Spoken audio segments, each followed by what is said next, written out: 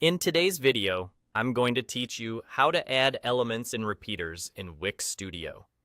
If you're working with a repeater in Wix Studio, the idea is simple. You design one item, and that design is mirrored across all items in the list. So first, make sure your repeater is already on your canvas and visible. It helps to glance at it and confirm you can see at least one item clearly, whether it's showing placeholder content or items from your project. The important part is that the repeater is ready, because everything we do next will apply to its item layout. Now, look to the top left of your editor and click the plus icon.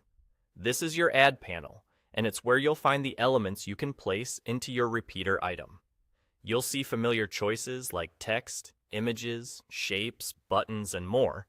Take a moment to think about what you want each item in your list to show. If you want a title or a short description, choose a text element.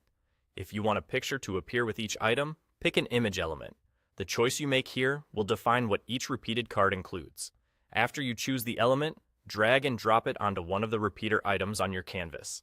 Aim to place it inside the item's boundaries. You'll usually see a highlight or guide that shows you the element is landing within that single item. This part is key. You only need to place it on one item.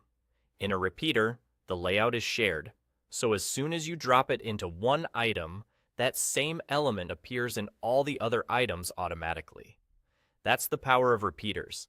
Consistency across your entire list with a single action. If you notice the element is sitting outside the item, just move it slightly until it snaps into place. Once it's in, you can see that every item includes that same element in the same position.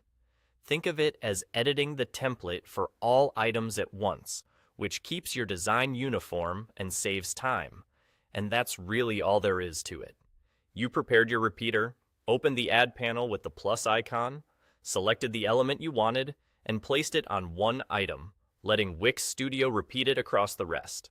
With that, your repeater layout is updated across the board, clean and consistent, and you're ready to continue building the rest of your page.